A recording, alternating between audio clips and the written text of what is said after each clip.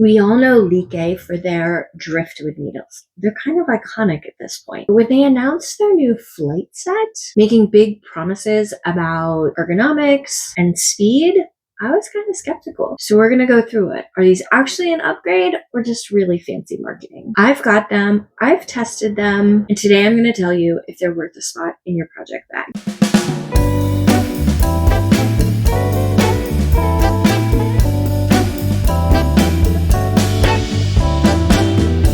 Hey there, friends. Welcome back. My name is Melissa. I am the dyer behind Rising Tide Fiber Company. So let's get into what you're here for. And that is, what are my thoughts on the new Lykke needles? As you can see, I have the 3.5 inch, what they call their deluxe set. You can get 3.5 inch needles, 5-inch needles, and then they do have a mini set that is just a smaller set of needles. So first up, let's talk about presentation. I'm going to take the sleeve off. This particular set comes in, my understanding, 2 different color cases. A purple or like a denim color. As you can probably guess, I'm a big fan of purple, so my set is in a purple case. It feels like faux leather, and it is kind of a textured material. Inside, now mine is missing a pair because they are in a project where I tested them. So it has the traditional snap closure that we're accustomed to. I have always gotten 3.5 inch needles from them because I prefer having to be able to go down to like a 16 inch from tip to tip to do things like hats. I also, the way I hold my needles, 5-inch needles kind of hit me here, and I don't like the way that feels. I do understand that some knitters do. So that's all personal preference.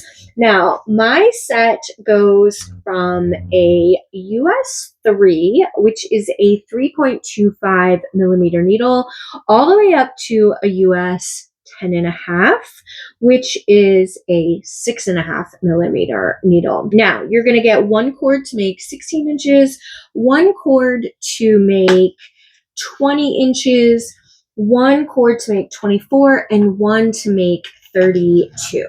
You also receive 2 connectors, so you can join more than 1 cord together. You're going to get 4 keys if you like to use keys for tightening them. I don't tighten mine. And then there are actually, there's actually one of these little grippy things to help you tighten.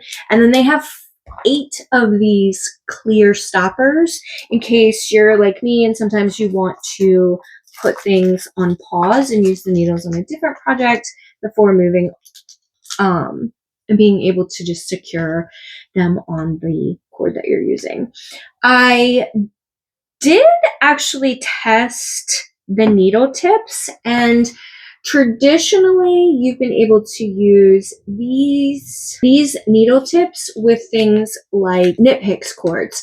I also was able to get these tips to fit onto my lantern moon cords. Now, what is supposed to make these needle tips different than, say, your average Chaogu needle, which many of us consider that to be the gold standard in needles? What makes these particular needle tips different is they are made from grade 316 surgical stainless steel. Now, I will say that I think the name Flight is not coincidental. These tips are incredibly light and very balanced for a needle. So I think Flight is really meant to be intentional, not just the fact that they're claiming we can knit faster with these. Now, when we look at the tips, I will say that I think these are pretty comparable to your Chaogu tips in their pointiness. I know a lot of people, that's one of their big things. They like a nice pointy sharp needle, and Chaogu, typically they're lace needle tips definitely fit that bill. So I think they are comparable to that. If you are a Haya needle, like I prefer a Haya needle, those will puncture through your finger. Like they're incredibly sharp. These are not that sharp. I think these are more comparable to the ChiaoGoo needle types that most people love. The other thing about these needles, besides being really light, they are incredibly smooth. They are buttery soft. So things slip quite nicely. I have been working on a project since I got these. They were a gift for Christmas. I had kind of given them a trial run in November when my local yarn shop owner had let me borrow a set on retreat because I needed a smaller needle for something I was working on. And I didn't have on me what I needed. And she was like, oh, I have these new needles. Why don't you try them? So I have been working on my Atayu sweater using them, and they have been really quite brilliant.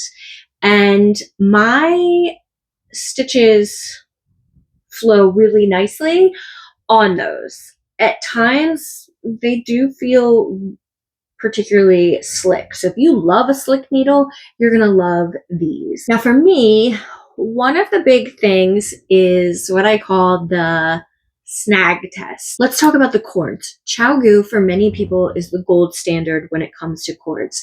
Their classic red cords don't have any memory. They don't kink up like, say, a Haya cord, a Lykke cord, a Addy cord. They all have memory and they tend to kink. These new cords are like the ChiaoGoo cords, where they don't have any memory. They're not going to bend, but they're not like ChiaoGoo's red cords. It is a swivel cord. So my needle is going to be able to swivel from the base. So that for some people is a make it or break it. You may not like your cord to be able to swivel. I will say that I don't have any problems with the join itself. Every once in a while, my stitches will get caught here, and it's not even really get caught.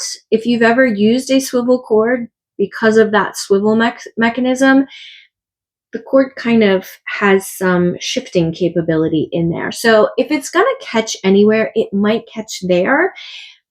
I don't really notice it a ton any more than I would with, say, ChiaoGoo's swivel cords. So I don't have a ton of problems, but I also am the type that I use typically a smaller cord. I want my stitches to bunch up so that they sort of push themselves around the cord. If you are the type that likes your stitches spread out and you want to be pulling on them, then I think that's when you're going to notice. When I did my color work and I had a couple of long cords connected and I had it splayed out like a big circle, I did notice them catching more at that swivel part, but not at the actual connection.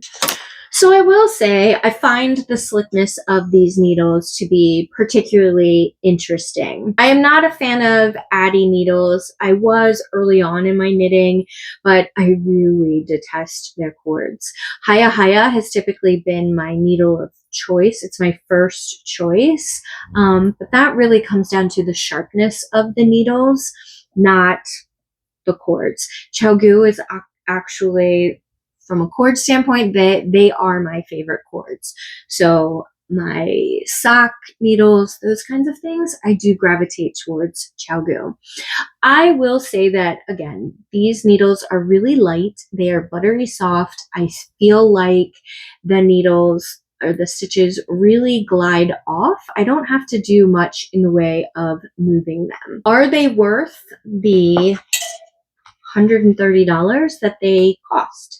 So let's talk about, who are these needles really designed for? If you are the type of knitter that loves your driftwood needles, that laminated wood, whether they're the Lykke or they are Knit Picks or Knitter's Pride, whatever they're called nowadays. If you like that laminated wood feel, you are not going to like these. These really are built and designed for metal needle lovers. If you love to knit with metal, like you love your ChiaoGoos, but maybe you find them to be too cold or too heavy, this is kind of that middle ground. It's kind of fascinating. That surgical steel is really light and it is still really slick. Again, flight needles, Flight I think is really intentional for these needles. They are lightweight. I do find them to be pretty fast, and my hands don't feel as fatigued as, say, with a heavier metal needle in my hands. So I will give them that. And these needles don't feel overly cold when I pick them up, but they're obviously not as warm as picking up, say, a wood needle. The case, purely aesthetic. And some might say that they do cases the best. A lot of the other companies give us cloth cases for needles. And so I do like this really compact size and the firmness. I think it makes it easy to find what I need if they're dropped down in a project bag. But I also know that cases aren't make it or break it for a lot of people, especially if you've moved on to using things like really professional grade type cases, like from Thread and Maple, where you can build your pages for your needle collection. Now, when it comes to the etchings on the needles, right now they seem fairly easy to read, but I think most of us would agree that over time that starts to kind of wear off the more we use the needles. I haven't owned them long enough to know, and for me, the only thing that I don't like about these needles is occasionally they will catch at that swivel point if I don't have enough fabric of stitches. But again, the more stitches that I have there hovering at that point, they just push the stitches over. But if your stitches are spread out really far, you're going to really struggle with that catch right there. So is it worth the $130 or so that you're going to spend on this new set of interchangeable needles?